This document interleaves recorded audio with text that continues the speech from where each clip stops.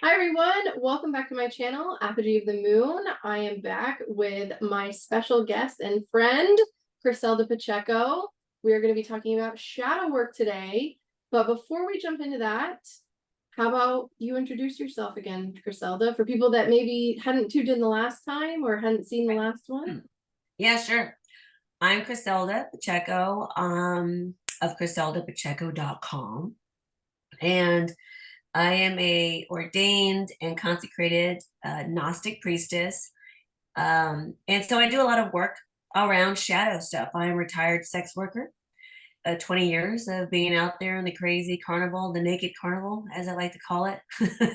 And I learned a lot about myself and the world in that process. And so all the work that I'm doing now has been influenced and inspired by some real direct experience out in the world in this dingy, dark, very a space that receives a lot of shame, a lot of projected shame from our society, right? A very misunderstood space. And so, in a nutshell, hi, that's who I am.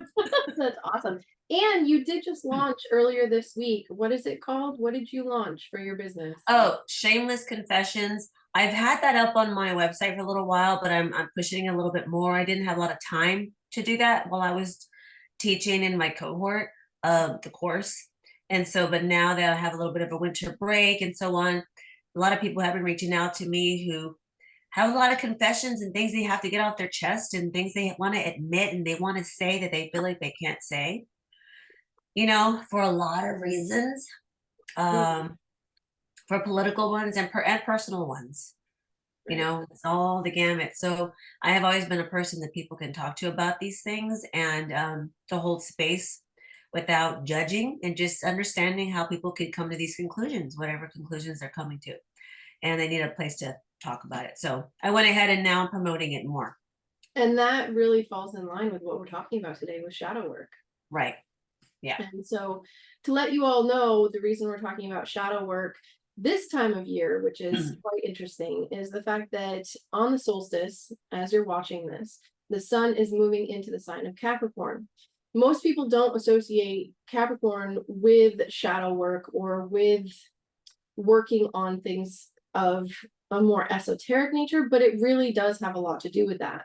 Because as the sun enters Capricorn, the sun is in the northern hemisphere, at least, and what the vast majority of people, Western culture, what have you, has been over the millennia. It's where the sun technically dies, right? In the southern part of the sky, it's at the lowest point that it can go, and so it dies on the Crew constellation, believe it or not, is what it's called, so the Southern Cross. And then 3 days later, it visibly rises off the cross. So this is kind of like the death of the sun, or as modern Christians believe it, it's the death of Jesus and all of that. So it's just an interesting thing. But when it comes to Capricorn as a sign, it's the end of the year, right? We're at the time where the sun is at its lowest point and there's not a lot of light. And so darkness has overcome things, and darkness is kind of, the light is returning. But for that to happen, we have to kind of restructure and redo some things, and which is very fitting this time of year, especially. Speaking of Capricorn, this is my Capricorn husband who's brought me my tea. That's so sweet. Yeah, so say hi.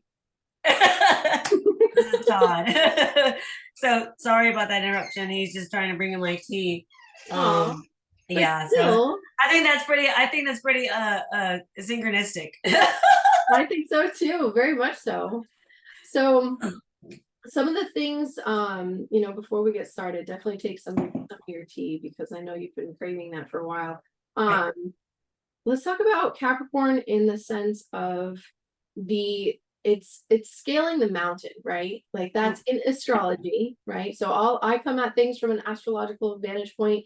Chriselda comes at things from a very esoteric and philosophical standpoint, right? Two sides of the same coin, I think, personally.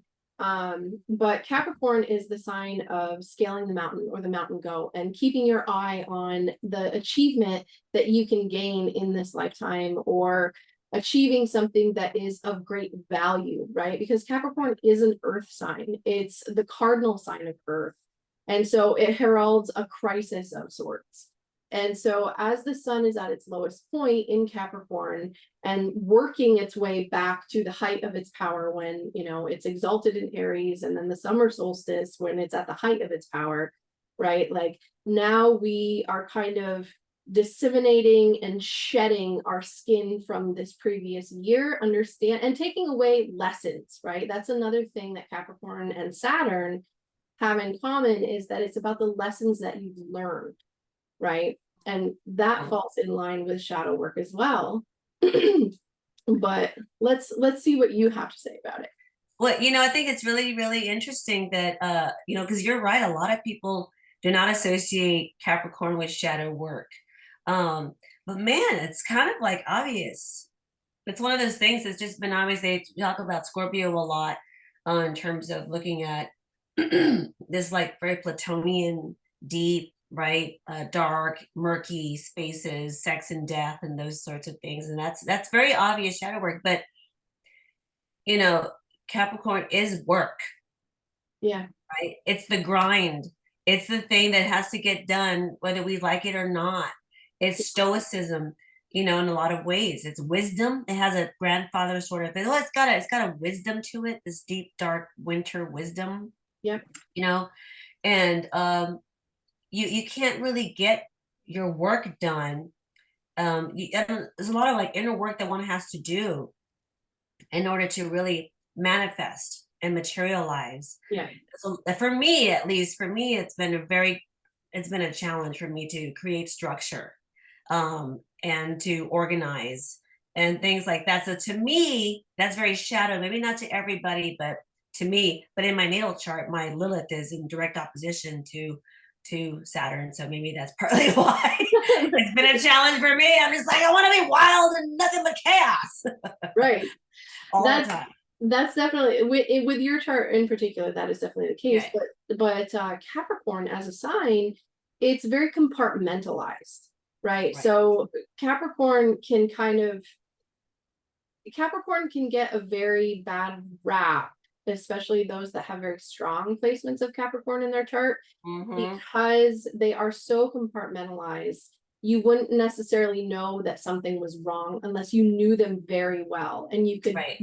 Everyone has a tell, regardless, right? Right. But with Capricorns, it's very difficult to tell because they are so compartmentalized. They could be completely falling apart in one area of their life, but a complete boss in another part of their life, right? Like you won't know. That makes a lot of sense. Yeah. That So definitely makes a lot of sense. that's some of what Capricorn is. And some other like some words, right? Boundaries. Right. For shadow work, you definitely need boundaries. Right. Let's For see. sure. Yep, there's the steady eddies, so continuously doing the things. And I mean, I know you say this, everybody says this about shadow work. It can't just be a one and done. It's a constant. It's work, it's labor. Yes. Which is Capricorn. Yeah. You exactly. Know, I mean, the shadow itself and the essence of it it's very scorpionic, right? And that way. But the actual work is very Saturnian. I mean, it's like you said, it's like a steadiness, and there has to be some kind of routine. There has to be some kind of discipline in doing this spiritual work and excavating what is in our unconscious. You know what I mean? Bringing that forward. Yeah. And then not just bringing it forward and then being like letting it hang out. You actually have to do work, and it's a constant work. So I mean, I like that we're talking about this in terms of Capricorn, because you know, it's not just a scorpionic. It's not just this sort of way that we're seeing it all over the internet, right? People hyper focusing on that one aspect of it, but this is the aspect that really counts. You can pull the stuff forward, and then now what? Right, exactly. You have to work. Exactly. And I like, so like, just to clarify for people that are watching, the difference between Scorpio shadow work and Capricorn shadow work is in the sense that Scorpio is very entrenched, right? It's a fixed sign for one. It's also, you know, traditionally ruled by Mars, which is very much intensity. It's about crisis. Mars is about conflict and strife and things like that. So having a water sign, this is an intensity, this, and water is emotion. So when you're speaking about shadow work done via Scorpio, you're talking about intense, traumatic, emotional work, but you're entrenched in the emotion. Right. So you can't separate yourself from it. Whereas if we move towards Capricorn, right, we can actually compartmentalize and kind of pull it out a little bit at a time and work on it, if that makes Right. sense. So that's yeah, it's kind of just like everything else, you know. It's not just you don't make soup out of one ingredient, you know what I mean? right. You need a lot of different, like the alchemist, you have to use a certain outcome, you have to use a little bit of this and that, to create whatever this outcome is, or whatever this medicine is, or poison, you know what I mean? Like whatever it is you're making, you need a lot of different ingredients, Right. for that. And I really had never thought about Capricorn until we had this conversation before we decided to do this, as being a part of the shadow work. But it's that drudgery, you know, it's that stuff you have to, it's endurance. Yes, and that's very Saturnian in nature. Yeah. Endurance is very much Saturn. Right, because it's also time. Yes. It takes time, so patience and endurance. Yep. Going with the seasons, because the laws of nature are all there is. Yeah. So the crop isn't going to be ready until it's ready. No, exactly. And Capricorn, you know, in the Northern Hemisphere, especially, you know, where a lot of Western civilization is and grew from, Right. Capricorn traditionally was a festival and a celebration of the gains and the culmination of the previous year, right? And Oh, wow. and sitting with and evaluating what it is that you have done, what you haven't done, what went well, what didn't go so well, the lessons learned, right? Again, Yeah, it's interesting that, yeah, because you know, this is the time of year of like the reconciliation. I sent out an email this morning, and in that email, I talked about that, you know, a bit. This is where we all sort of take stock. Like there's an inventory taking place. Yeah. You know, a lot of people sort of outer inventory, right? Sort of like counting our money, at this point, you know, for a lot of reasons, because of all the Everybody's a presents. Scrooge. Right. I know, it's so much cheaper to be the Scrooge. It's just like, oh, that saves a lot of money. Yeah. You know. So I mean, it's one of those things. It's a time of reconciliation. It's also a time to, you know, think about what's ahead, and like I said, taking inventory. So I mean, all of that is shadow work too. I think that people have, I think it's interesting to look at Capricorn in terms of work and shadow work, because we talked about this, remember? And about shadow labor. Yes. And Why don't we go with that? Why don't you talk yeah, about that from your well, we lens? talk about shadow labor because it's kind of like when you think about society, the way we've designed it, right? And the hierarchies Yes. that we have in this society. I can only speak about Western society since that's where I was born into and where you were born into. Yeah. But talking about Capricorn and shadow work, what if we're actually mentioning labor, like real labor in the world? Yeah. People who do shadow labor, like think about janitors, think about the trash men, right? Yeah. Think about the people who are making the sausage, Yep. whatever that is, you know, literally or figuratively. Um, and in my case, as somebody who used to be a stripper, who was a sex worker, a dominatrix, you know, doing some like the dirty work. Yeah, People the who work that really, people yeah, don't want to do. right, picking, you know, working in the fields, Yeah. hard labor, Yep. construction. I mean, Factory work. yeah. Yeah. I mean, there's all kinds of ways to look at that. Even military people that go off to war, you know, that's to me shadow labor for sure. Yes, On some definitely. degree there. And so I think that's a really interesting twist to look at a Capricornian way of observing shadow work, not just the inner self and these inner realms, but what about in our society? Right.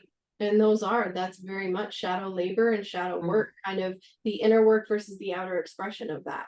Right. Right. And so, and when we're talking about shadow work, a lot of people don't want to do the work. And then when we're talking about shadow labor, a lot of people don't want to do the labor. And the people that are doing the dirty work out in the world are always sort of faced with some degree of shame. Yes. Or like embarrassment. Yeah.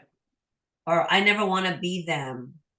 Or like dirtiness, you know what I mean? The projection onto like somehow they are like the untouchables, right? Think about that in India. Somebody has to do it. And I think it's interesting to look at life from that point of view. Yeah. Of being somebody who occupies a position of shadow labor. You know, what that would look like. Well, people don't generally see you. Right. And They'll that's look past you. Right? And that's the power. That's the power of being in a position of being in the world, occupying a position that would be considered a shadow labor, is that you can see them, but they can't see you. Right. You know, I always tell people, you know, I ask people, who do you think knows more about each other? Is it the maid in the family, or is it the family? So the maid knows more about the family. Yep. The family doesn't really know much about the maid. Nope. So I think that this is a really good way to make the point, is that there's a lot of power when you're working in the shadows, if you know how to use that power. Yep. I've seen this in my own life when I was younger, right? I mean, I grew up, my father was an electrician, right? So by trade, he was an electrician, apprentice, all of that. And he worked in a factory, and he was always drilling it into me that he never wanted to see me work in a factory. He wanted me to go to school and get that degree so I could be in the office. Right. And I ended up working in factories quite a bit, actually. And I was a line worker, right? Building flashlights, making chocolate. I never knew that. You Yeah. didn't tell me that. No, yeah. So I used to work at, it's no longer anymore, over in St. Albans, Vermont, where I grew up 10 minutes away from St. Albans. I worked at a place called Energizer, right? Oh my God. Were you making the Energizer bunnies? I was not making the batteries. I was putting the flashlights together, like the molded flashlights, putting them all together. And oh my God, that is so cool though. Yeah, for hurricanes, right? Because that was a big thing. We would get big orders for hurricanes. And so, and I would come home and I would just be covered in like grime and dirt and all of that, right? Physically exhausted, but satisfied in a different way than what I did once I started working in the office, where my mind is constantly busy, but my body is kind of decaying and like not being utilized. Well, that's the other thing about shadow labor, right? People who occupy those positions is we are forced. You know, I mean, I say we, and I say, like, I include myself in that because of having been a sex worker, a stripper, you know, on the fringes there of culture, you know, for sure. And when you're forced, or you're in a position of that kind of shadow labor, you're forced into your body. Yeah. Because isn't that interesting? The shadow labor is more focused on like manual labor, or using your body as labor, literally, more than your mind. Yep. And so the body is used in that way. So you're forced in your body. Yeah. And when you do the other work that is not shadow labor, is sort of moving up the scale, right, into the ivory tower or whatever that looks like, the more and more you move up into that space, the more and more you're asked to become disembodied, right? Yes. Very much so, because you have to think a different way. You have to, right? You have to be up here, and you have to be in the mental plane more than your physical body when you're working in the office, especially. But the best time I had, I mean, the most fun I ever had was actually when I worked at Ben and Jerry's, another big name that everybody knows. And I worked in the freezer room for an entire summer because I worked through college my parents did not take out any loans. I had to pay for it. So I had to take time off until I was 24 to be able to only go on my income, because my parents would not pay for me, right? I wasn't one of the lucky ones that had a college trust Right. time they had a spoon in their mouth. Like, that's not. Right. So I did that, and that summer I worked at Ben and Jerry's. It was the most fun I'd ever had working in a factory, more so than any other factory I'd ever worked in. And I started out, I had gained some weight from college, right? And so at the beginning to the end of the summer, my body completely went through a transformation. I had a six-pack, I had obliques, I had biceps, I had triceps. Like, Ooh. I could have gone into like a bodybuilding kind of thing, right? At the end of it, because I At was the end, are you talking about the end of Ben and Jerry's? at the end of working for Ben and Jerry's. Oh my God, you would think it'd be the opposite. It's like Ben and Jerry's. I'm working at Ben and Jerry's. I mean, come on, it's the last thing I'm thinking about is a six-pack, Well, throwing around 25-pound boxes of ice cream for Right. 8 hours a day. No, I hear you, but it's just ironic, yeah. I know, right? But it was the most transformative for me in terms of my physical self and my mental state. Because Yes. when I started working there, I was at a very low point mentally. And then at the end of that, I was in a completely different space mentally. Right. Yeah, no, I hear you 100%. I mean, as a stripper, I mean, you really have to become aware of every little part of your body. And not only that, your surroundings, Yep. because you're surrounded by people who are drunk and who, then you have cash on hand and you're walking around a naked woman in front of all these people who are drunk. And it's like, you have to know where your footing is. You have to know who's in your space. You have to understand where you're going. There's a lot that is being asked of your awareness in a situation like that. And if you're not in your body, you're in trouble. Yeah, that requires a lot of both situational and statal awareness. Right. And Right. that's hypervigilance as far as I'm concerned. If you're having to be in that environment, that's hypervigilant mind right there. It sort of makes you sort of have to align everything, working together. Another thing I want to bring up, because I don't want to forget this, is the aspect of shame and how much whoever is occupying a position of shadow labor in society, how much shame are they receiving from society because of the work they're doing, for instance, too. So that right there is that extra special sauce and helping to discern how deep the shadow work is that they're doing, the shadow labor is that they're doing. Because we can use our bodies for labor, but if we are receiving a lot of shame from society because of that position, that's something else that we have to metabolize too.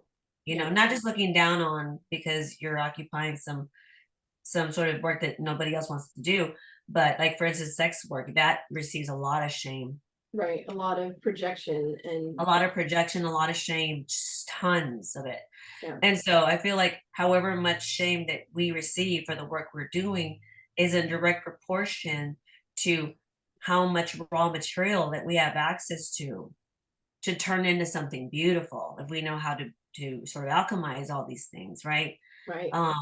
So I think that all of this is part of this Capricornian this capacity to work with the shadow, work inside the shadow, and work with all the raw elements of shadow. Yeah. And the actual work of it is Capricornian.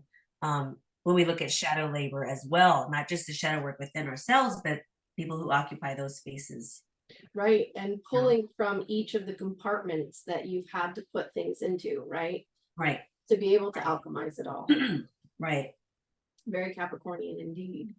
Yeah. Why don't we talk about, so one of the things that I mentioned to you, in speaking before we started this was talking about the inverse of the mountain, right? Oh, yeah. We're always looking to that mountain. We're always looking to the top. We can't Gotta get to the top. Gotta get it. The inverse of that would be the abyss. Yeah. Right. And so I know in shadow work specifically, and in what you do, in your, like, both in your course and like the things that we've talked about over the last few years is kind of traversing the abyss. And what does that look like? And let's talk about that for a minute. Yeah, well, it's sort of like the law of polarity, Mhm. right? Or the law of opposites, basically. Where, however high one is able to exist is however low one is able to exist as well. Yeah. Right. So I've talked about this before, I think with Heather, maybe with you, Heather Eland is who I'm talking about. Yeah. I've talked about this with her, in terms of there's a difference in someone's direct experience in life, when they fall from grace, if they learn lessons because they fell from grace, or that they learn lessons because they have risen from hell.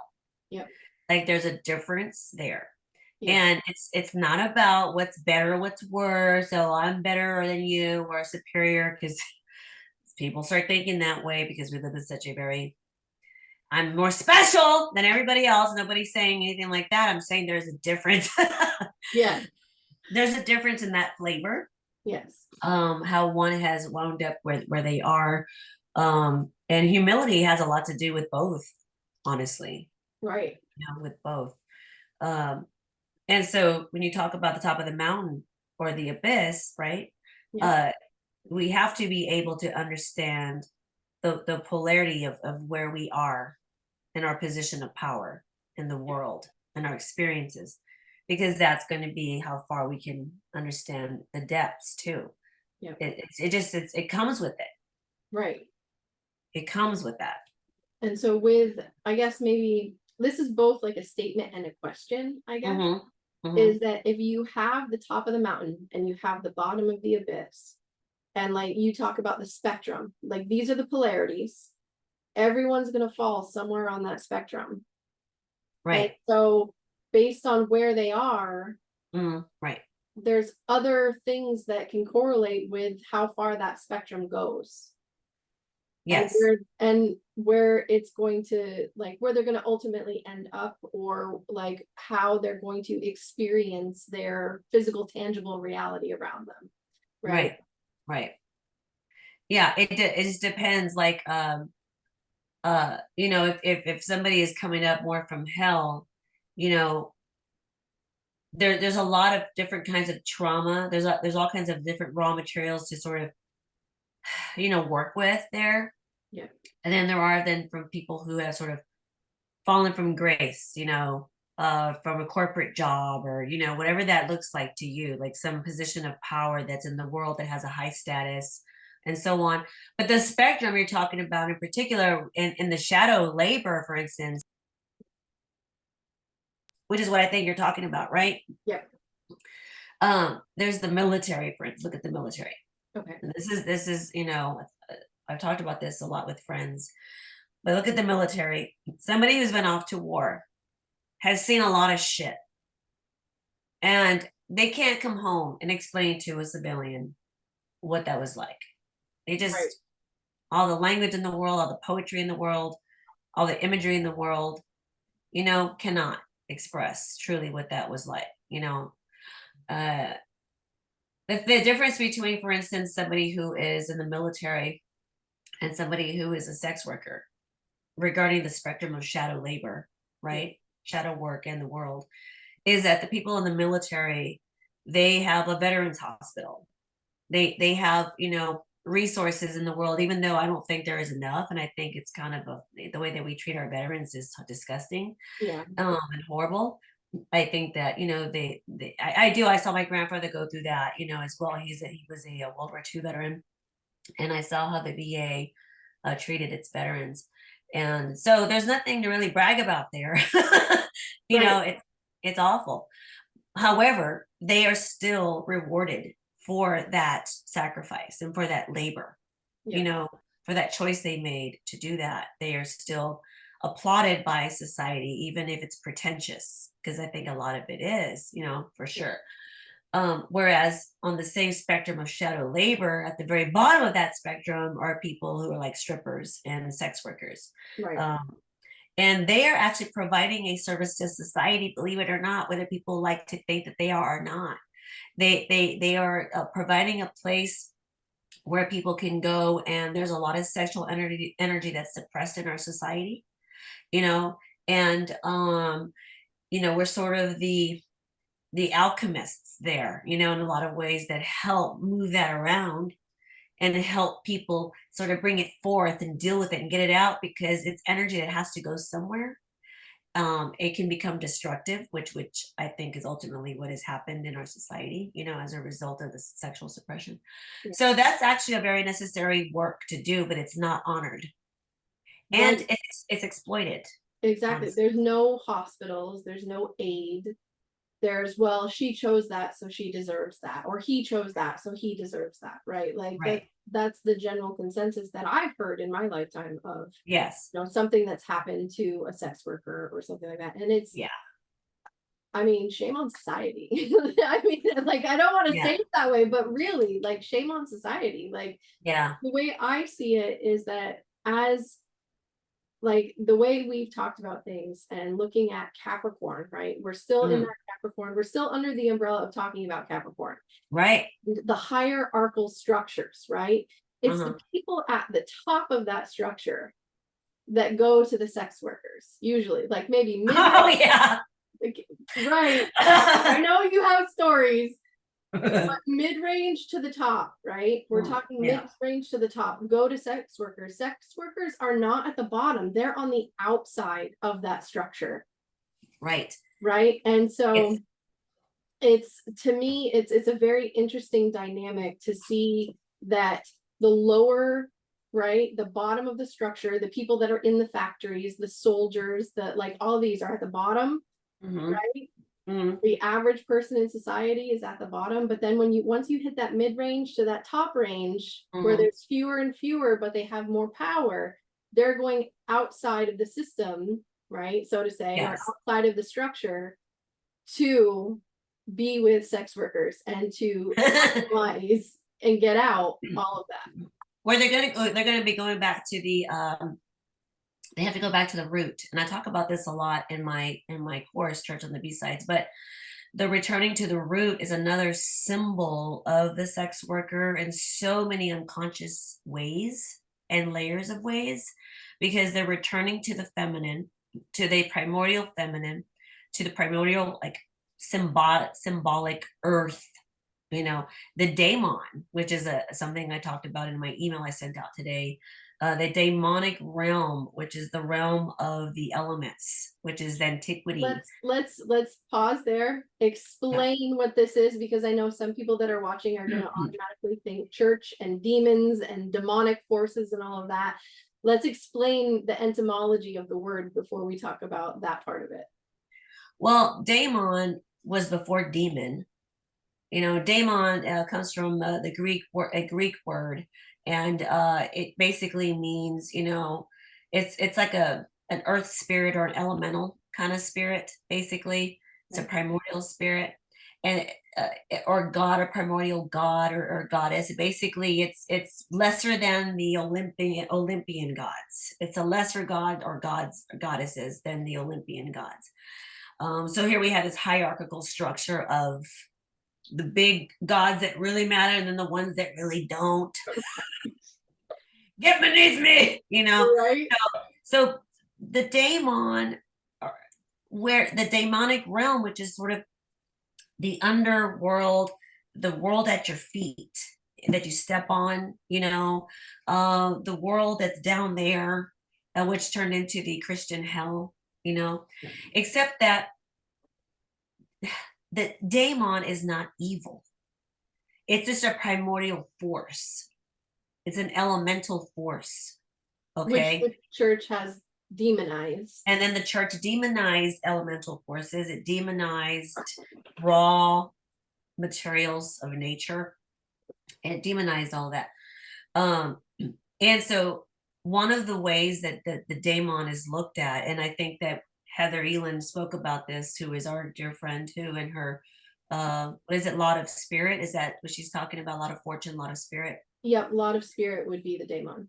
The lot of spirit would be the daemon. And so one of the ways that to approach looking at our daemon is our destiny, that we're all born with a daemon, with all kinds of different archetypal forms in us. We actually have them all like a tarot deck. We're like a walking tarot deck, right? We have all these we have all these archetypes actually within us for sure. Um, there's like a lot of people that talk about the daemon as being the primary archetype, for instance, is another way to put it, that is driving our will in this lifetime. It is inspiring us to go forth and fulfill some kind of thing that we have to do. It's just that at all costs, I have to build this, I have to create this, I have to. It's a creative primordial force. Yeah. Some daemons are stronger than others. Again, there's no hierarchy here. There's no more special, anything like that. It's just a spectrum of like some things are hotter than other things. Fire is always hot. Some flames are bigger, some flames are smaller, but if you touch it, it's still hot. Right. You're still going to get burned. You're still gonna get burned. So it's a creative force, basically, the raw creation. So that's what daemon is. And so when the daemon was demonized, creative force was demonized. Destiny, in some aspects, some could argue, is demonized. Don't follow your calling. You have to go and do this instead, so you can make a living and in the world, right, in the society, and so To on. work for that. To work for a different structure. Yeah. To work for a different structure that is not a sacred structure, but it's been more profaned. Yeah. Do you see what I mean? Because it's pulled us away from our daemonic, creative, true calling. And so everything that is at the bottom of that totem pole, in terms of like the work, is demonized in this very unconscious way. It's not as valuable now as a result. The life is not valuable, that work is not valuable in this way that we've designed it. Yeah, and that, to me, that's a very wrong way of looking at things. Sinful, even. Right, sinful. Again, sin, the etymology of the word sin in Hebrew, the Hebrew etymology means missing the mark. So there's no moralization of missing the mark. It's just kind of like if you put the nail in the wrong spot on the wall, the picture's not going to hang. But it's not like, shame on you, you disgusting nail. You're disgusting, you know. Yeah. Lashing myself, now. Yes. Because that picture's hanging, crooked. Repent. Do you see there's a real difference in the way that this has all been framed inside of shame? And so bringing it back to the Capricornian shadow work, the Capricornian labor here in our society, and who holds what positions of labor versus the other kinds of labor, the same value system has been projected onto that shadow spectrum of labor. Yeah. With the military, it seems to be rewarded, and it is, because it has a hospital and people cheer for people in the military. Thank you for your service and all these things. But they really are exploited too. But they have hospitals and structural support here. Yeah. Whereas like down the bottom totem poles, strippers, sex workers, people who also are doing work that's needed, are not receiving that. Yeah, So they're demonized for it. Yeah. Literally. It's interesting, isn't it? Like you see this play out in the as above, so below. Yeah, it's definitely really interesting to see that and the correlation that has. And then, with the hierarchy of Capricorn, and I mean, especially with the church, like the church, Capricorn in the church, right? Like if you want to get technical, people think Capricorn, they think of the devil.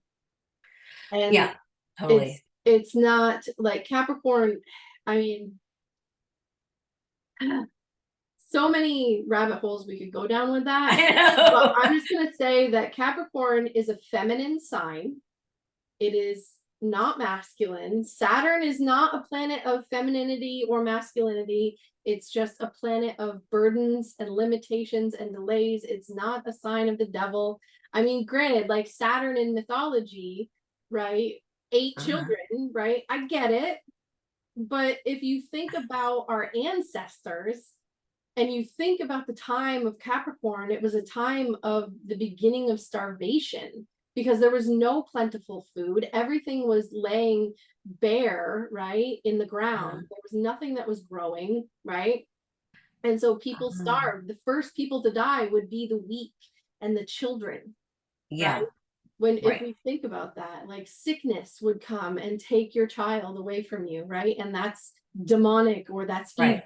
And I mean, yes, that is evil, but it's not like some demonic devil demon is coming and with brimfire and hailstorm or whatever. Like, I'm Yeah. mixing my words, but you know what I'm saying. Yeah. No, it's the way things are. Yes. You know, Reality.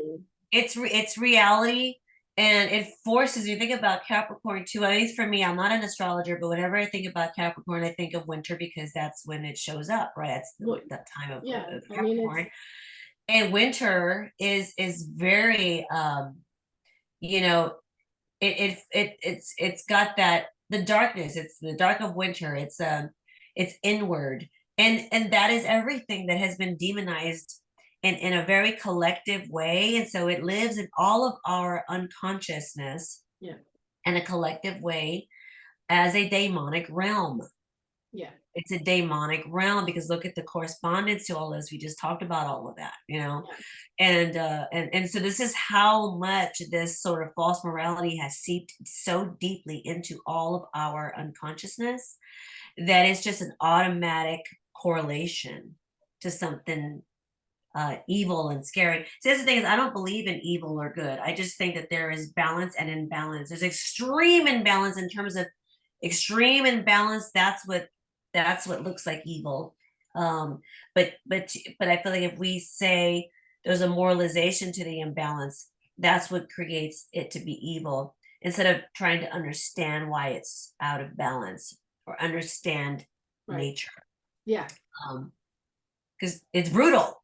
it is. It's very brutal. And like Right. back in the day, before the Abrahamic religions really came to, I would say, came to power, right? Emily, you Right. spoke to that, but before the Oh, Abrahamic religions came to power, an evil day would be, I went to work and I cut my hand off. right. That's Uh-huh. evil, right? Right. Like, that's an Right. evil day. That's a Right. pretty horrific day. That's something very horrific to endure. Right. And so that is considered evil, whereas it's not, a demon rose from hell and smoked me with their hellfire, right? Like that's Yes. Right. that's not a thing. So Right. yeah, But that creates a superstition, right? That's where that superstition comes out of. Um, and are there people that try to throw shade at people, and the energy, throw people some bad energy that can ultimately affect people's lives? I mean, it's energy. I mean, it could, yeah, it could, but at the end of the day, even that is a force of nature. yeah, And it brings us back to nature to try to understand what is. And I also think that is stoicism in a lot of ways, which is to me very Capricornian. yeah, You know, it's very, this is the way things are. Some things can't be changed. right. They can't be changed. Like there's a difference between the laws of man and the laws of nature. The laws of man can change, right? But the laws of nature cannot. I think you're muted. Sorry, the laws of nature are perennial, Yeah, right?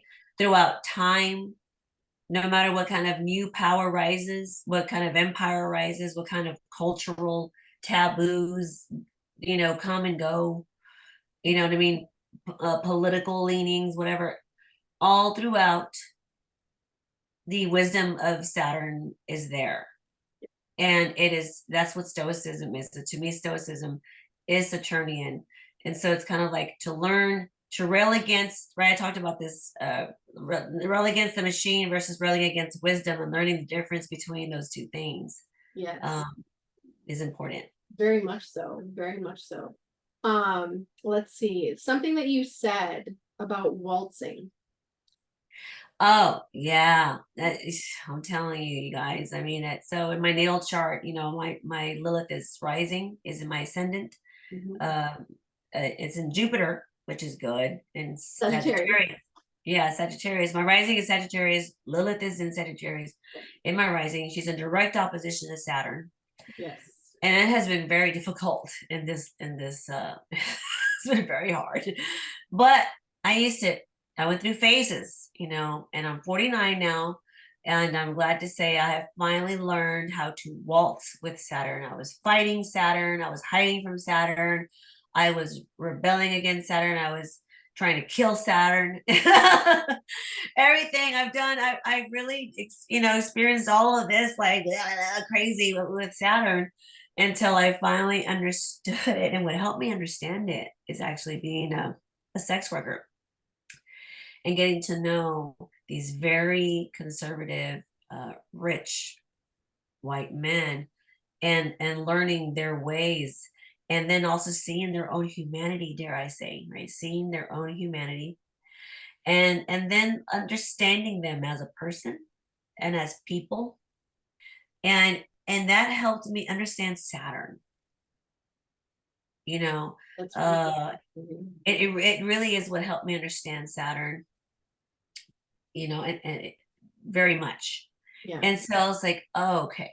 So then I just, in the same sort of law of seduction, the laws of seduction are also laws of power, and how to use that in terms of learning how to dance with that power instead of trying to destroy it or hide from it or deny it, you Mm, know, how to work with it. And to me, I've found that the waltz with Saturn in this sort of symbolic way is what's helped me. It's been the game changer for me. You yeah, can't cumbia with Saturn. You yeah. can't salsa with Saturn. I was like waltzing. Well, waltzing is a very structured dance.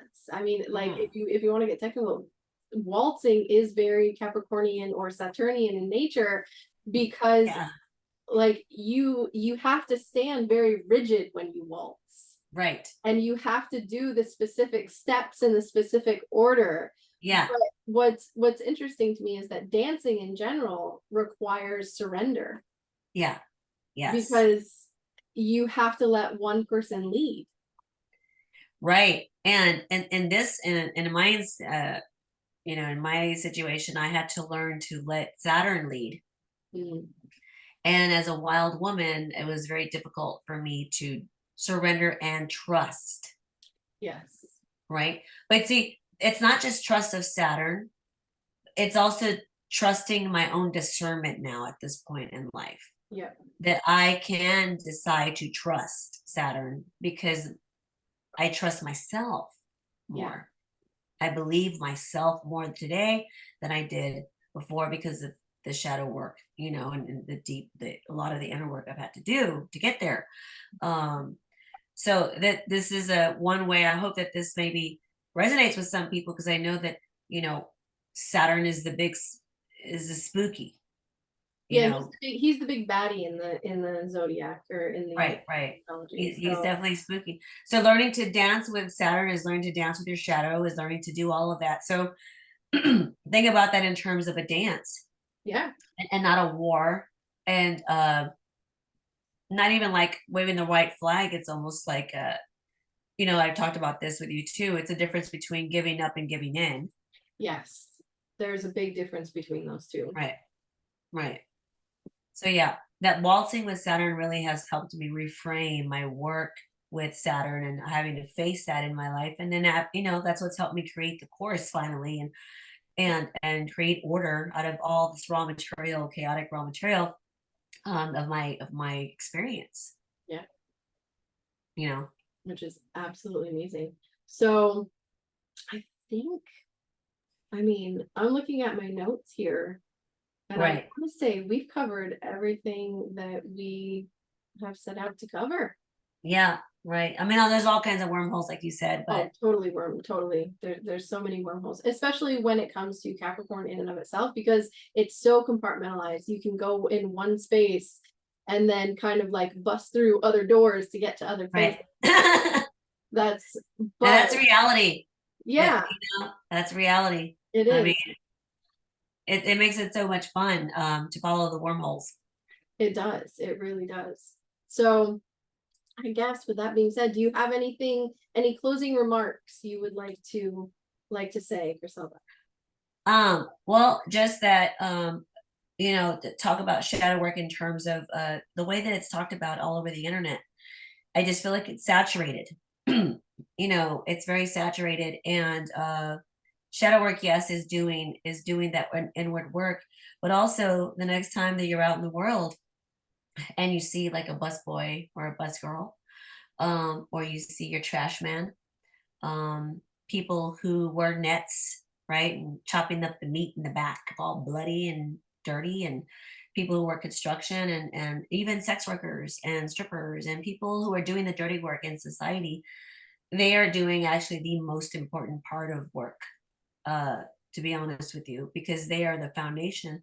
So to maybe, I hope that this has helped to reframe shadow work in terms of how we look at it through the lens of Capricorn, as labor in the world too. So not just the inward interpersonal work, but how that looks in our society. Um, Actually, that's a rabbit hole. Maybe we can kind of touch on that for a little bit. The inner work versus the outer work, which is the masculine versus the feminine in the archetype. right, right. The So outer world is the masculine, the inner world is the feminine. right. Right. And so like just an example of that would be like learning astrology, right? It's a language, but it's very esoteric, it's very inner work, because Right. once kind of it's like science. Once you put your eyes on a chart and once you understand the components and the pieces that make up that chart and you observe the chart, it changes, right? Things will start to express in a little bit of a different way. And Right. that's an inner one, right? Or alchemy or learning tarot or Yes. anything like that, right? Any of the esoteric arts, learning, doing shadow work and all of that. But Right. then the external thing, one of the things that you and I have talked about quite a bit is when I took that self-defense class, right? Mhm. And how the gentleman that was teaching it, like he was a soldier, he was military, and then he made it his life's work to teach other people how to Ah, defend themselves. right. So, and that's what he does, but how different and how much anxiety I had doing that, because I'm not that external. Like I've always considered myself very masculine until it comes to that point of throwing a punch, Oh, yeah. Right. right? And I will use my words all day long to defend myself. But when it comes to actual the physical component of it, which Right. taking physical action, it can is an outer expression of that. Right. So I wanted to bring that up as well too, just because there is, even if you're not someone that does shadow labor for a living, Mhm. Mhm. you need a physical outlet. That's it. That's exactly it. It's about balance at the end of the day, right? And so the bigger picture, looking at this in terms of like order and structure and where are we going and why are we going there, what systems can we create, what kind of discipline can I create in my daily life to get there. um it's important to understand balance, because balance is at the root of all things. I mean, this isn't anything new to understand. This has been going on in the East forever, since before the West, because the East was first. The Right. East is older than the West. So we have Eastern religion, we have Buddhism, who have been going on and on about balance forever. You know what I mean? Talking about that in terms of the yin yang and understanding, that we are all aspects of these, and it's all about finding that balance.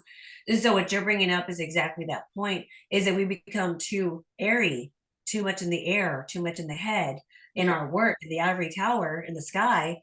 Then how are we going to become, or how are we going to practice rootedness? Yeah. Because we have to practice rootedness. The other way around, if we're coming from the root, we have to practice airiness. I don't know if that's a I don't know if that's a way to say it, but we have to practice, how to sharpen our minds, how to translate what we are doing with our bodies in the world into something that is intellectual, as well. Use our mind. So it's all about balance. Yep. Yeah, that last point, I'm glad I looked at my notes and I'm glad I brought that up, because I mean, I think everyone should definitely try to find, and it's not what's balanced for me may be imbalanced for someone else, right? So Yes. It just depends on who you are, where you are, right? Right. In that position, and what you're willing to do, how far you're willing to go in the other direction. Yes, and I want to mention too that it's not just about exercise, right? Right. People will say, "Well, I go to the gym and I do that," and that's great, but it's about like getting back and connected to the earth somehow in your body as well, not just working out at the gym, even though that's important to be in your body and bring that balance and be in your body, but also, rootedness, Yeah. and doing that work of returning to a root and Yeah. understanding what that means for you in your life, is really important, because you want to be able to hold the polarities, like really go. If you go really high, you have to be able to go just as proportionally low, Yep. and understand how to hold the tension of those two opposites, as Carl Jung says, and what that means for you in your life. Because if we each did something like that, or attempted to, or working toward it, our society wouldn't be so out of balance, right? So Yeah. uprooted, Yes. uh, and which is what makes it easy to manipulate people Yes. when we don't have strong roots. And so we have a very uprooted society, very airy air society, Yeah. very ivory tower society. That's the most important things to get up here, but then we leave behind the dirt. When we have to take it with us, we have to remember that that's very important as well. Yes. Very much so. Thank you so much. This was an amazing conversation. I absolutely loved it. Let us know in the comment section. Let us know in email, however you want to let us know. Follow Chriselda if you're not following her. Go have a shameless confession with her. Yeah, I mean, right now I'm giving what is it? It's a 15% off, because until the end of the year, December 31st, because a lot of people who have been they've been contacting me, and people are going through a lot of reconciliations. They're reflecting on the year, reflecting on their lives. That's what time of the year it is. And so sometimes they just need a little bit of an ear of somebody who's a stranger, but also somebody who has a lot of deep understanding, because I've done a lot of this work. Yeah. And I understand. So yeah, that's there. That's amazing. Thank you so much. And Yeah. Thank you so much for inviting me, and thank you for everything that you do. And you're awesome. So people should get you a reading from you too, because you're very scientific and precise with that. I can attest. oh, thank you. Oh yeah, I appreciate that. of course it's true. All right, Mama. All right. Thank you so much. And everyone, you have a blessed Yule, because that is what today is, and a blessed solstice, and Merry Christmas, Happy Hanukkah, Happy Kwanzaa, Happy holidays. Whatever Happy holiday you celebrate or don't celebrate, I wish you peace. I wish you love. I wish you happiness. Let us know in the comments what you think. And really, if you want to see more, because I would love to have you back to talk about Aquarius. Yeah. Oh yeah, I want to talk about that. Yeah, that's an interesting one. All Yeah. right, everyone. Thank you All so right. much, Chriselda. No problem. Thank you. Bye, Bye, everybody. everyone.